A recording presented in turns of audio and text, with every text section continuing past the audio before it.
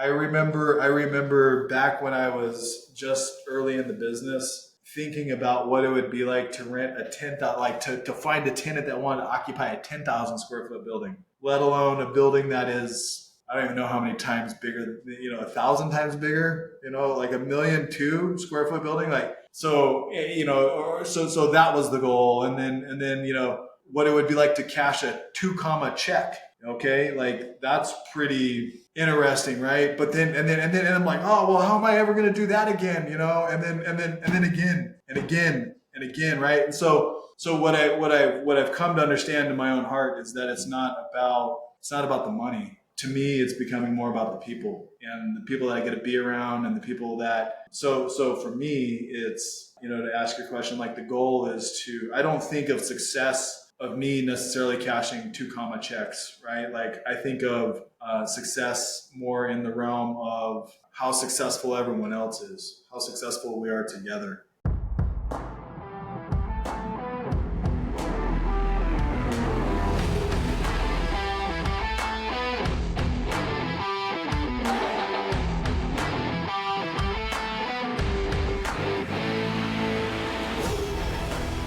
What's up, everybody? Welcome back to another episode of the Big Hitters Podcast. I'm joined by Jeremy Trotter, who's a friend of mine from Rise of Kings. He's the founder of Foremost Commercial, and he has a lot of different things that he's up to.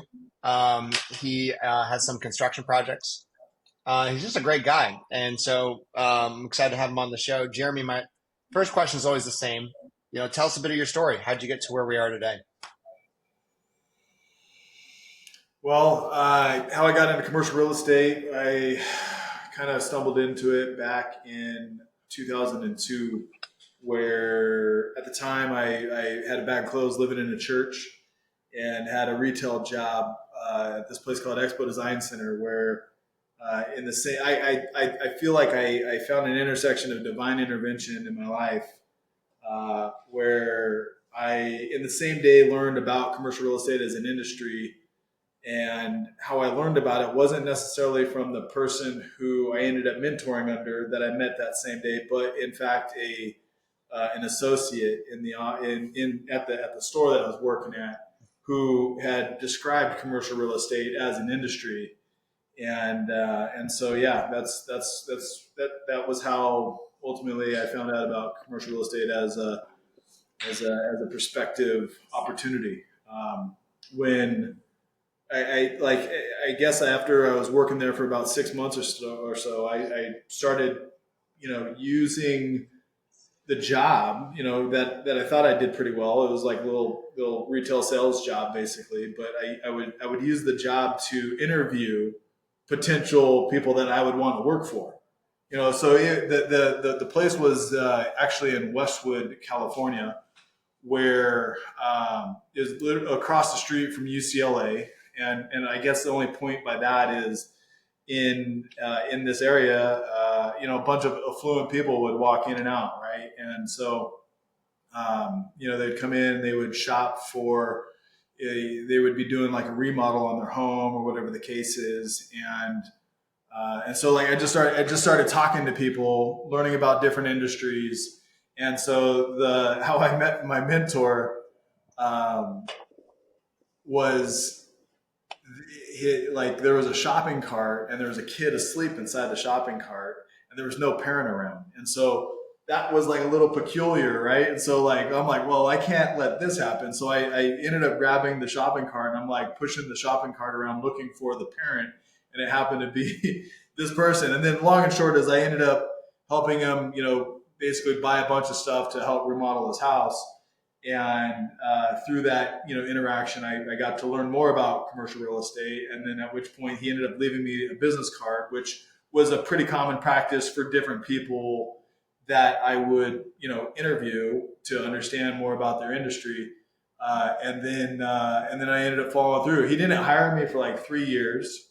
I had to like really push for what I wanted. It's not an easy business to get into. And so I think that's part of like the requisite of commercial real estate. And so, tenacity and resilience and these different qualities are something that, are are hard to come by in people, especially salespeople, while at the same time, actually exhibiting it. So anyway, yeah, that's how I got started, and that was all the way back in 2002.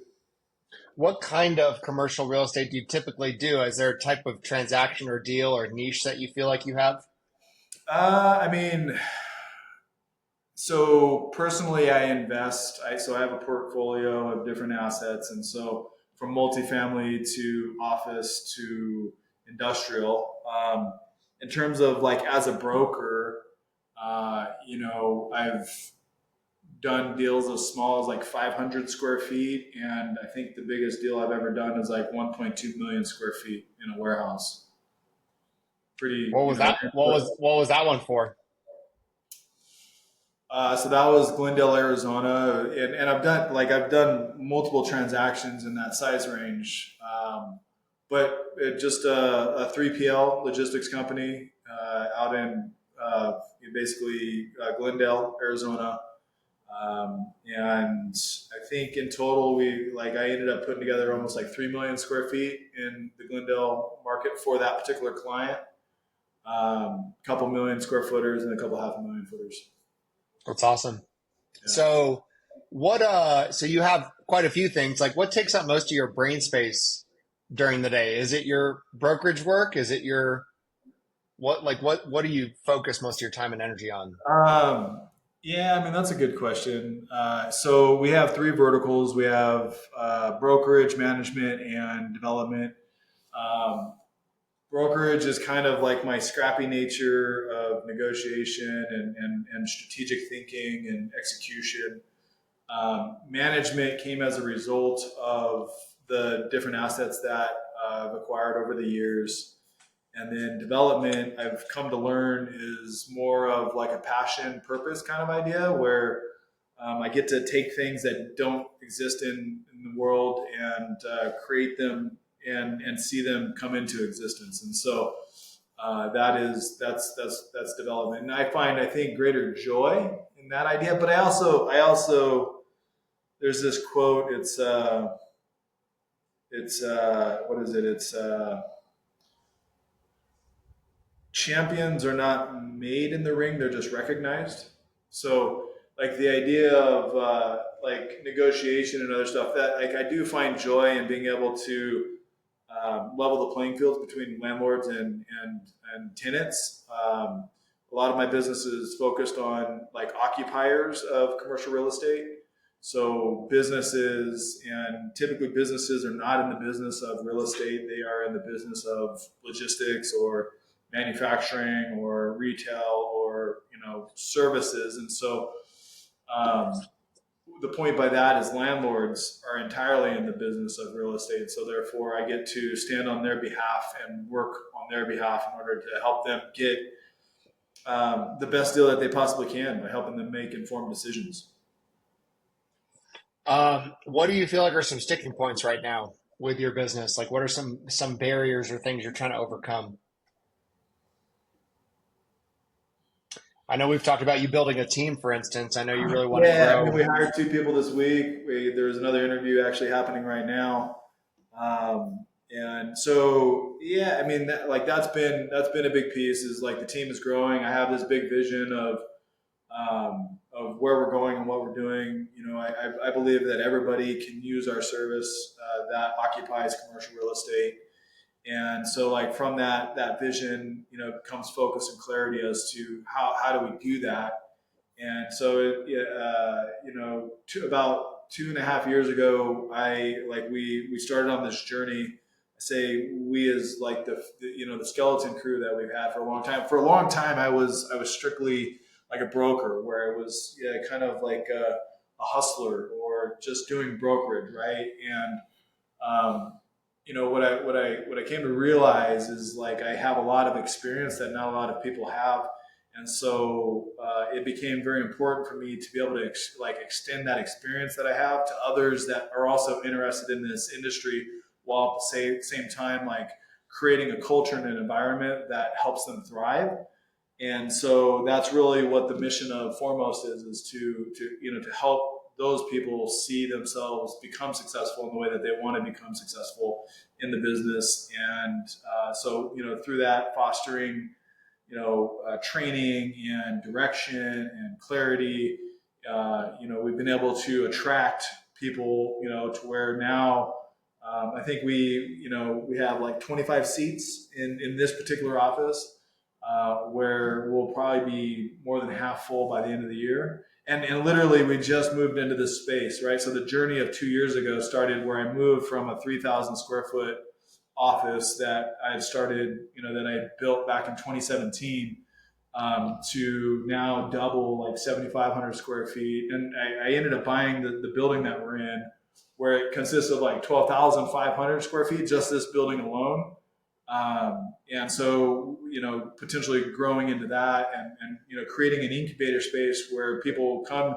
We've coined a few different terms, but this is one, is the foremost way, which is a clear path of how to, start as a, call it a rookie, and work yourself into like an executive director position, where, when in my upbringing in commercial real estate, as much as my mentor was amazing, that pathway was not totally clear and concise. And so it's just one more way to be clear for those that get to come, that we see fit to move towards the path of excellence that we're all aiming for. What is your goal for the company? I don't know if you have revenue goals or team goals. Like, what are you trying to get it to? Yeah, I mean, like, I thought the goal. So Andrew, that's a great question. I remember back when I was just early in the business, thinking about what it would be like to rent a 10,000, like to find a tenant that wanted to occupy a 10,000 square foot building, let alone a building that is, I don't even know how many times bigger, 1,000 times bigger, like 1,000,002 square foot building. Like, so, so that was the goal. And then, what it would be like to cash a 2 comma check.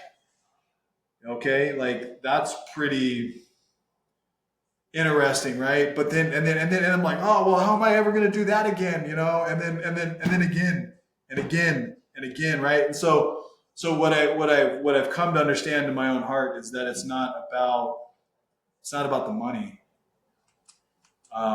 To me, it's becoming more about the people, and the people that I get to be around, and the people that, so for me, it's, to ask your question, like, the goal is I don't think of success, of me necessarily cashing 2 comma checks, right? Like, I think of success more in the realm of how successful everyone else is, how successful we are together. And so that's really what I'm aiming for at this point. I love that. Let's talk about AI for a second. How are you using it now? And maybe what are some ways you feel like you could be using it? So so I describe it this way. It's super powerful. We've fully embraced it and are actively pursuing utilizing it more.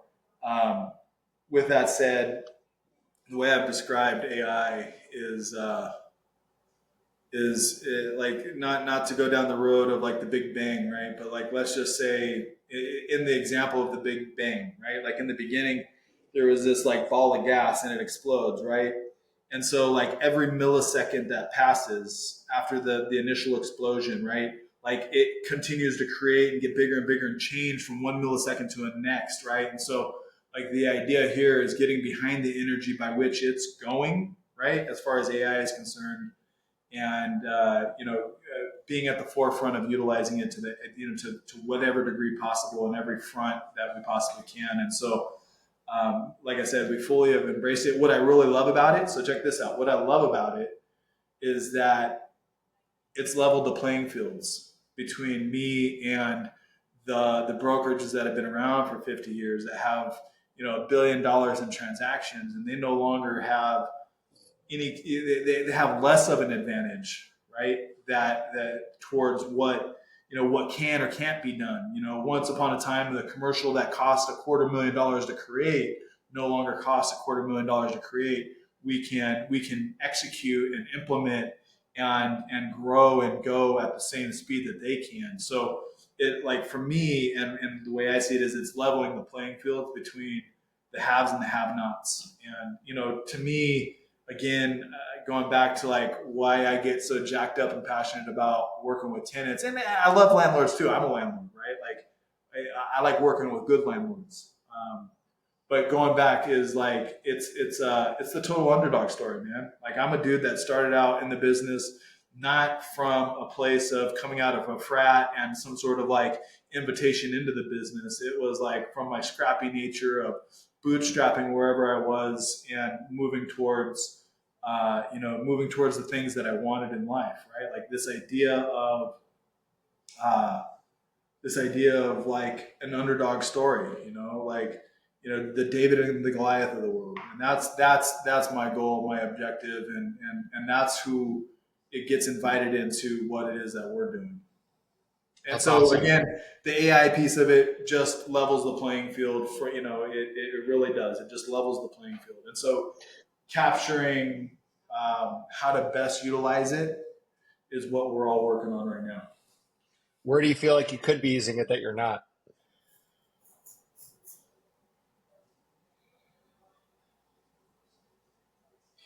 There's so many, like, that's like saying, what is the next millisecond going to look like, Andrew? Because I could tell you right now, and it's going to be different tomorrow, right? Like that's my point of the velocity by which the gas is expanding right now. So again, we're putting as many and all resources towards AI as we possibly can to utilize it. And there's 1,000 things that I don't even know about yet, right? Like Yeah. that it can do, but I know that it can be done through AI. So um, yeah, like we're moving, we're all hands on deck, moving towards AI as much as we possibly can. Like so I started in the business back in 2002. I don't know how old you are, but I'm old enough to tell you that once upon a time there were fax machines, and we used to like fax proposals to clients. Okay, that then was replaced by email and a bunch of other things, right? And so the whole point is like, so many clients back, that were like old school, that were already in the business and they were in business for 30 years or whatever. They refused to use emails. They refuse, right? So all I'm saying here is like, those that refuse to get on board with AI, they're going to just get left behind. Yep. So that's like having that business experience, right? Like to know the magnitude by what, or how email alone changed the planet Earth in terms of the way business was done. I embrace AI to the very same degree. Switching gears for a sec, we had talked about some crazy trip ideas that you have, like with was it with an RV or some sort of Oh let's well, talk about that for a sec. yeah. So 2022, day after Christmas, we took off in our RV for like 3 weeks. We went up so we live in Southern California, and so we went up to Colorado Rockies. We had like Mammoth, Tahoe, Park City, Sun Valley, Idaho, Jackson Hole, and Big Sky. RV, and then we basically drove it out to Billings, Montana, and we parked it at like a RV parking spot basically, and we flew home, and then on President's Day weekend we flew back, and we went Billings, Sioux Falls, Billings, Rushmore, Custer, Sioux Falls, down to Kansas City, parked it there, flew home, flew back, Nashville, St. Louis, Nashville, Charlotte, and then we flew back to Charlotte a couple times because we went and spent like spring break that year for our kids, um, and then we went where we go. We went to Harper's Ferry, Boston, Salem, where the witch trials were. So we're like in this big RV, like, so just for the record, RVs are not really invited inside of Salem because it's such a small city. We went to Cape Cod, all the way up to Maine, and then anyway. So we did that. We went like twice across the country, basically over the period of like a year and a half or like 2 years or something, flying back and forth. So that was like our last big road trip. Our kids have seen like 43 states. We've been able to take our time going through these places. There's states that we wish we would have could have gotten to, but we weren't. But that's what leads into the next adventure. So my goal is to buy like a 60-foot Viking sport fishing boat, right, out of Florida or somewhere down in that area of the country, and then do something similar where we go like Cuba, we go to Panama, we sail it through Panama, and then we come up like the South American coast, where we'll take our time and kind of like fly back and forth. I'm definitely taking sailors to rock and roll, right? Like so any point of the journey. I'm not sure that my wife would be totally on board for the whole thing. But we'll be fishing, we'll be surfing, we'll be doing everything that is known to a man for adventure. And then the other one is the idea of climbing Mount Everest. While to a high degree, it's a metaphor of what like the kind of life that I'm pursuing. While at the same time, it is, I want to say, like a literal desire to want to accomplish. But what I hear, Andrew, is climbing Mount Everest isn't so much the challenge as coming back down alive because Yeah. you run out of oxygen. So and there is no flying home in those ones. It's like a 3-month journey, man. And so I haven't figured out how to get away from the family for that long. Oh, let's talk about Rise of Kings for a second. I know that that's how we got connected. How has it impacted your life and business? Um, yeah, pretty wild conversation. So, 2020, our house caught on fire, and um, and and at the time I was hosting a Bible study in my backyard, and we have a pretty cool house, nice beautiful backyard, and so we would like huddle up on Thursday mornings around like this outdoor fire ring that we have, and I just like for whatever reason I was out there, and I think I was out there even longer, and I somehow ended up on to like Facebook or something, and Rise Up Kings like had just started marketing for all this, right? And so long and short is they ended up like reaching out, and I inquired. So this was like 2020, and it was probably like pod 1 or 2 or 3 when I first. That's probably not totally true, but maybe like by pod 10 or something, like. So um, and so like at that point in time, right, like I've been on an adventure for quite a while. I've been pursuing the masculine journey for even longer. I could point at this painting. So back, this is a small world. So long and short, 2020. Don't let me forget about the painting. Okay, so like 2020 um, is when I got introduced to Rise Up Kings. I didn't end up going.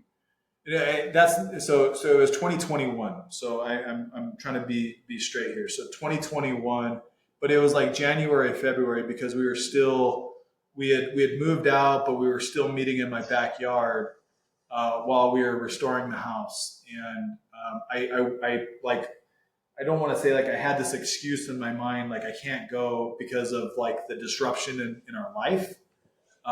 But like it was more prudent for me to stay with my family in this tumultuous time of us being out of our house, living somewhere else, our home that is, right, out of our home, living somewhere else.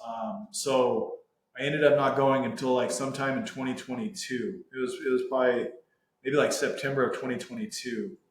And then I mean so from that, like I had already started the adventure of pursuing like the masculine journey, which is a lot of what Rise Up Kings brings forward, amongst a bunch of other like very valuable attributes. And And so here's the trip of it. So the insurance company that I ended up into a big dispute with had ended up sending this restoration company. Okay, this restoration company happened to be this company called Superior Restoration. No way. Get out of here. And so I start. It's even a smaller world. Okay, so it sends this restoration company to and Superior Restoration, this and that, whatever. And like we didn't use Superior Restoration to do our rebuild, but it was just like a very ironic thing. Okay, so that's 2022. And then I end up, so I go to the refinery, and that's a great experience. And then went again and went to the forge. But how this all comes full circle, right? So this painting behind me is from an artist that we've known since 2014. Okay, his name's Aaron Brown, and in 2014, my wife and I. We were at this like artsy fartsy fair where there's like different, like kind of a flea market fair kind of thing. So there was like I guess the best way to describe this thing is like a bunch of Etsy vendors had shown up at this place, right? And so we randomly are drawn into this one booth, which is this guy Aaron Brown's booth, because of this lion. And maybe you've seen me sitting in front of a lion in like on our Tuesday morning calls. And so that's one of his paintings as well. My wife was really drawn towards it, so we end up in his booth. And so this dude, he uses art, and he's all over Instagram. He's a rad individual, just like totally dynamic, super amazing individual. And so he uses art, and he prophesizes, and like these are his giftings, right? So it's like art and faith and these different attributes. And this is a really longer story. Hopefully we still have time, but here's where it gets interesting. So randomly, my wife graduated with her initial clinical, like she's a master's in clinical nutrition. And so she started interning for a guy in this little city in Southern California called Redlands. We hadn't talked to Aaron since that night. Okay, never talked to him again. She ends up like randomly stumbling into a little art gallery that is downstairs from this office where she was interning. It happened to be his art gallery. All right, so now she goes in, and she's engaged and is talking to this person. And like him and his wife basically were like running the art gallery. Long and short is we commissioned him to paint a bunch of paintings, right? And over like my daughter, my son, me and her, and then our whole family. And we have this whole collection that he created. And there's all sorts of like scriptural meaning and all this like really cool stuff that he does as an artist, right? Aaron Brown. And so that's 2018. And then we had commissioned him a couple of other times. Long and short is the building that I'm standing in now that we built, right? I invited him here because we had like re-engaged, had started this conversation, and continued on in terms of like having him commission different things. So I bring him into the office where I'm standing now.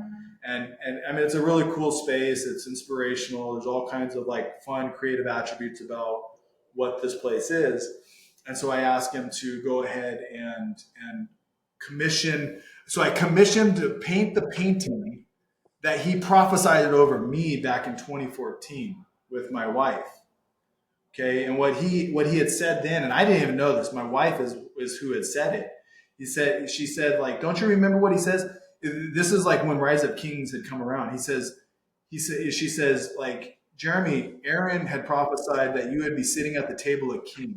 You sit at the table of kings, and the way I had taken that then was that like being a broker, I deal with CEOs of companies all day long. Like through like a book of knowledge, let's say, Tony Evans wrote this book called Kingdom Man. And in that book, he describes this idea of how like we as men, and we have this dominion, right? Like Adam is given this dominion to rule over the land, and the dominion around those that we get to be a part of, right?